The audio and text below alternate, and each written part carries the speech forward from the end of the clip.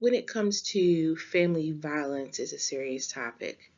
When caring for individuals who have survived active violence or caring for the perpetrator or their family members, it becomes our job and our role. And this role that we have covers a broad spectrum of individuals. And so we're going to get into that discussion today. Some of our objectives are to understand the dynamics surrounding human abuse and factors contributing to it. We're going to identify predictor factors, understanding theories, recognizing personal values when it relates to the abuser and victims of abuse, and then identifying and implementing our role in reference to the individuals who have been abused, again, the abuser and their family. When it comes to family violence, it is the #1 public health issue in America, secondary to anxiety, depression, and suicide. And 50% of all Americans have experienced violence at one point or another within their families. Family violence includes battering or physical abuse, which is the single largest cause of injuries to women and men in the U.S., but it also includes child abuse and elder abuse. Abuse is defined as that willful infliction of physical harm or mental anguish or deprivation of any essential services by the caregiver. Conditions for abuse can occur under circumstances in which the abused prone individuals who are vulnerable because of their age or situations, or those individuals who are in crisis. Now, when we looked at the abuse-prone individuals, it's any person who commits a violent act. Your vulnerable age or situations includes victims based on age, including elderly or children, or their circumstances, especially if they're deprived. And in crisis situations, when there's increased anxiety and stress that leads to violence. An abuse-prone individual takes into consideration that there might be some multi-generational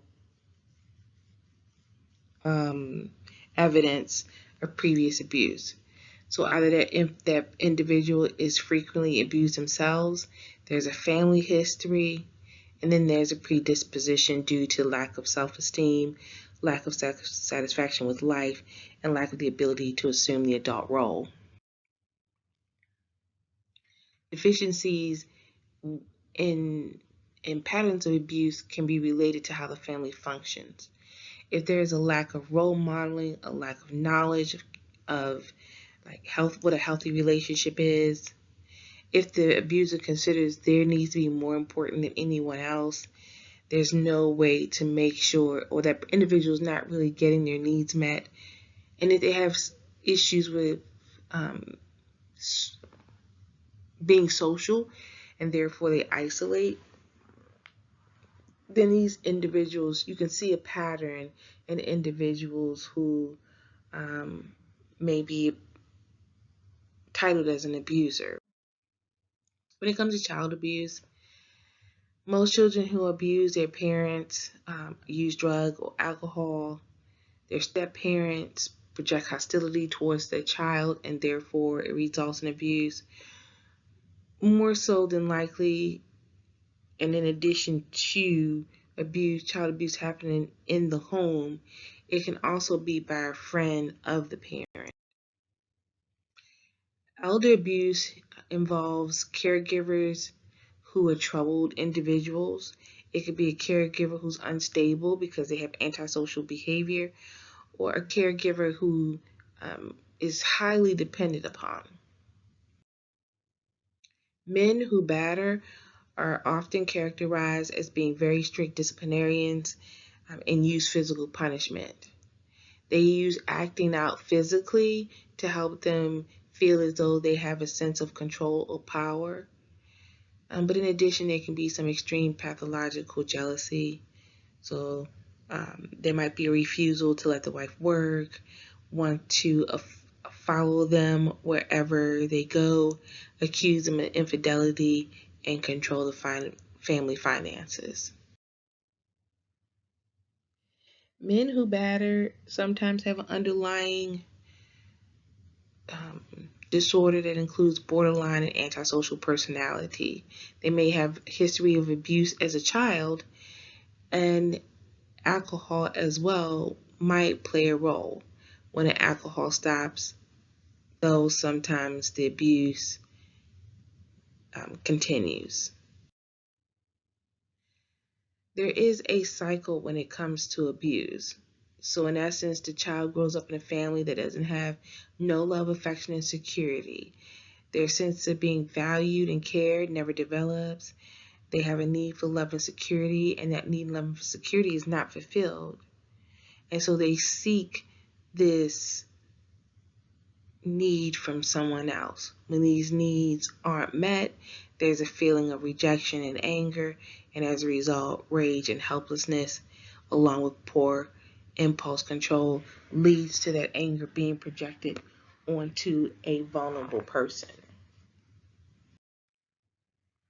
Vulnerable people includes anyone after marriage or dating a long time, like being with an individual for a long time. It can include a woman who's pregnant, wives who are independent, and sometimes you can see that children are singled out as a receiver of hostility from another individual. Anyone can be at risk in a crisis situation, especially when there's stress on the family. Most often, the abuser projects their anger and frustration onto the environment, wherever that may be, and most of the time it's within the home. Now, I included this inside of your PowerPoint, and I want you guys to zoom in on this because it talks about the cycle of violence. And so in that tension building phase, you see a lot that goes on and that happens. So there can be pushing, shoving, and verbal abuse.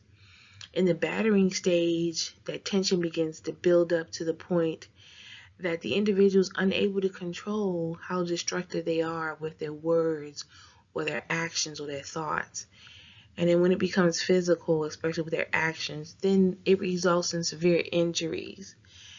However, the downside, or not so much the downside, but the problem with this is that the abuser can have complete amnesia, and so it's only the victim that ends up having all those memories of the details of what happened, and results in both of them being shocked.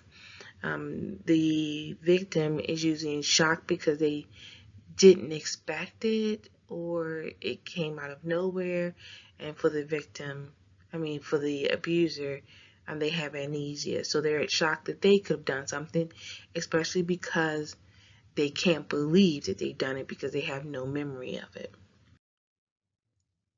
In the honeymoon stage, though, this is the stage in which the abuser is very remorseful and apologetic. The victim believes the promises of the abuser, and then the tension that was there begins to fade away. The victim begins to believe that they did something to deserve what had been done to them, and then the cycle begins to repeat itself. So it's weird in the dynamic that it has. One of the things that's just to keep in mind, though, is that this is a repeated cycle that continues. It's over day without let up. And if you can only imagine the stress that a person's body can have over that type of mental, physical, emotional stress. And if you get an opportunity, I may post some supplemental information or possibly a previous recording in which I may say some things and go into a little bit more detail that might be beneficial for you. So when it comes to type of abuse, We talked about child, we talked about elderly, but we're also talking about physical abuse, sexual abuse, emotional abuse, neglect, and economic abuse. So with physical abuse, we're talking about battery or endangerment of an individual or a child. With sexual abuse, it can be by a parent, someone who is supposed to be a guardian. With sexual abuse, it can destroy a child's self-concept and interfere with their ability to learn how to care for themselves. I mean, it decreases the resilience that's supposed to naturally happen with children.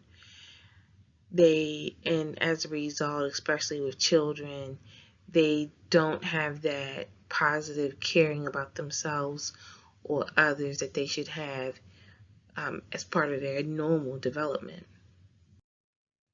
With emotional abuse, for any individual, it kills the spirit and their ability to see later in life. It interferes with their ability to make emotional contact with others. So they're terrorized with verbal threats. They're demeaned.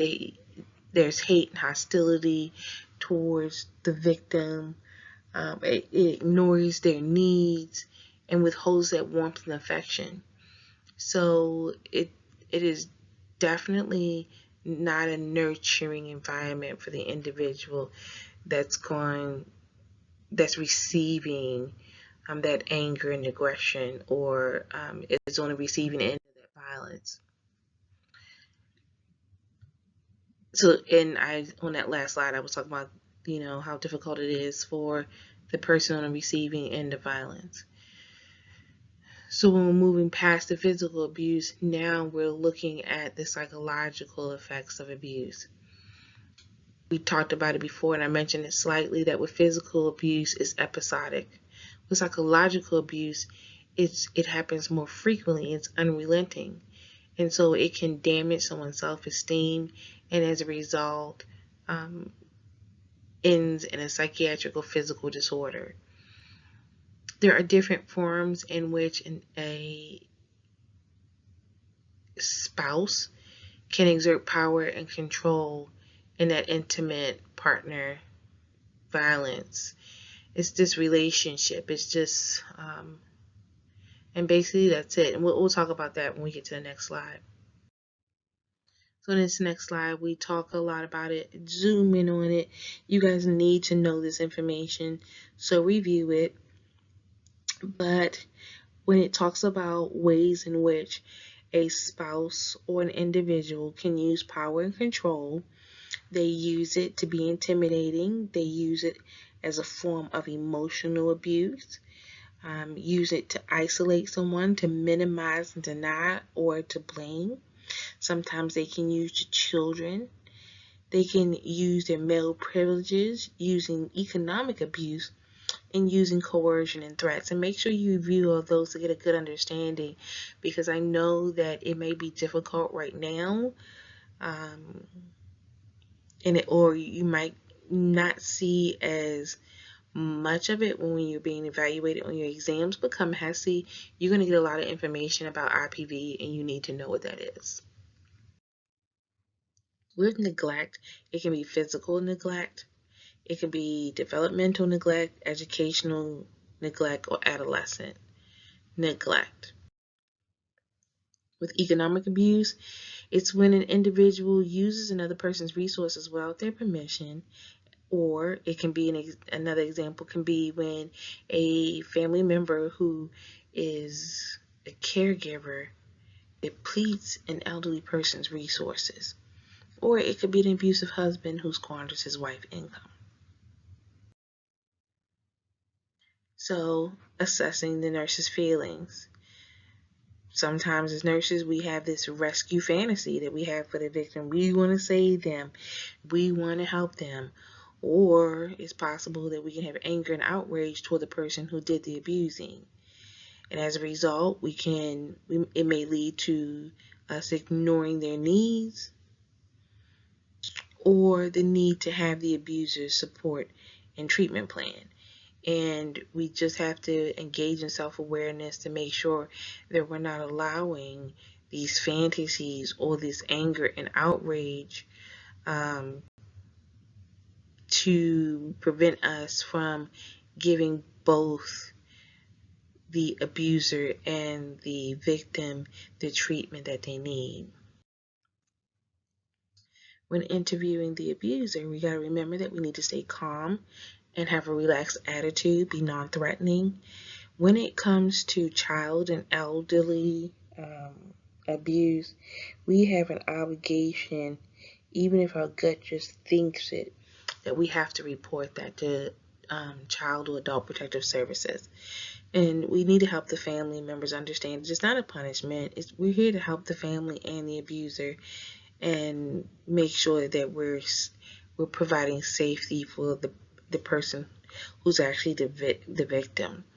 With therapeutic communication, we have to always remember that, and this is the thin line, when it comes to therapeutic communication, there's a certain form of communication that we must have. When we're dealing in a crisis situation after a person has been victimized, it's important to know when to use therapeutic and when you have to just ask yes or no questions.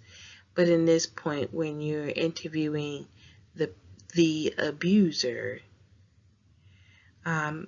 open-ended questions, they don't remember any what went on, but we still need to use open-ended questions so that we can get a descriptive response as to the events that occurred. Examples of assessment questions you'll see here, so just make sure that you look them over and have a good understanding as what they are, in addition to the next slide, where this is in this slide about the abuse assessment screen, asking them, have they ever been emotionally and physically abused, getting a timeline as when that happened, and whether or not they were ever forced to engage in sexual activities, and then assessing them for any fear that they may have of their partner. Other areas of assessment include: one, first, always assess physiological.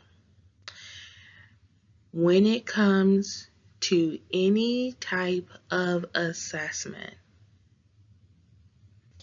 from a psychiatric standpoint, nothing matters if your patient is dead. So physiological needs must come first. If they're getting ready to die and they need fluids, I'm giving them fluids before I'm dealing with their mental problems. Unless they are harm to themselves, even then I'm dealing with that before I can engage in therapeutic communication. I have to make sure that I'm taking into consideration Maslow's hierarchy of need, and to understand that I'm going to take care of physiological things, making sure that their safety is taken care of, making sure they airway, breathing, circulation. And then once all of that is done and I know that they're safe, then I can move on to the psychological. So then we're going to be looking at anxiety and coping. What type of support system do they have? How has their family managed to cope in the past? Are there indicators that the individual might be abuse prone? Is there a potential that the individual could be a harm to themselves or others? And is there alcohol and drug abuse included? Findings that can suggest that abuse is present is when an individual gives very vague information as to how they were harmed, or if there's a delay between the injury and them actually seeking treatment. Maybe there's an inappropriate reaction based on a family member, or there appears to be some denial or minimizing of injuries that should be seen as being very serious. Sometimes discrepancies in information being given, especially during the assessment or physical assessment. Other things can be like family history. Is there a family history of violence?